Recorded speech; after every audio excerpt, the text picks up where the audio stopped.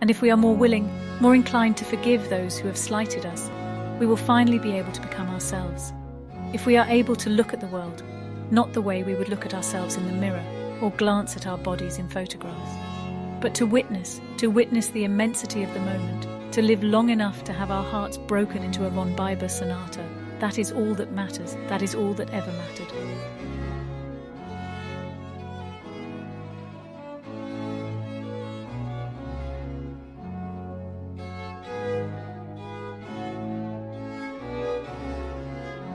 By picturing others, we assign them faces, places, and even names. That name doesn't always match, but it certainly makes them more lively.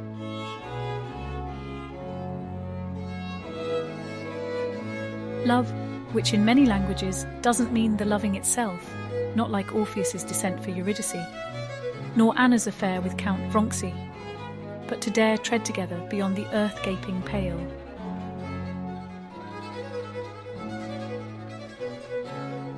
I always firmly held this maybe naive belief that love, like all others arts, is a medium of communication. However, unlike the other arts, love solves its own communicative problems in a completely unique manner. To put it paradoxically, love is able to enhance communication by largely doing without any communication. It makes use primarily of indirect communication, relies on anticipation, and on having already understood. And love can thus be damaged by explicit communication, by discrete questions and answers, because such openness would indicate that something had not been understood. Listen.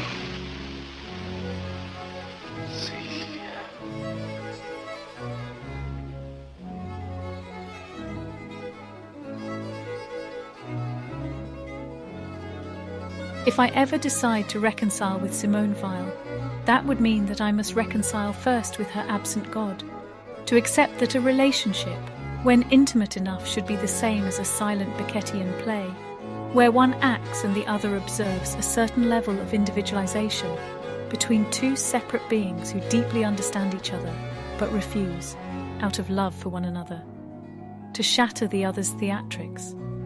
A yearning, or rather a deep connection, beyond mere syntax and closeness. Being in love means internalizing another person's experience and view of the world as if it was wholly ours, not the point or the extent of losing one's own being, but to the extent that we would still choose love by virtue of the fact that our beloved is who he is. In the beginning of the 18th century, love took a different cultural and historical route in the hearts of men. Love justified itself by means of imagination. Status, beauty, or wealth were no longer a criterion. It was possible to justify love simply by the inexplicable fact that one loved. As a self-referential context of communication, love was its own justification. The beauty of the beloved, for example, now no longer had to be in evidence, nor did it have to be imagined. This had ceased to be a reason for love, and rather was seen by the lovers as a consequence.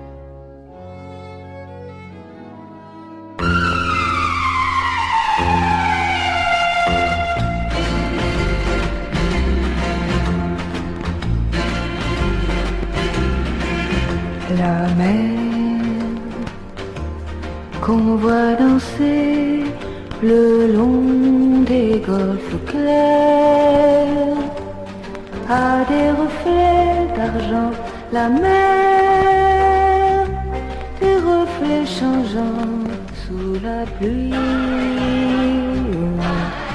La mer au ciel d'été confond ses blancs moutons avec les anges si purs, la mer, bergère d'azur infini. Voyez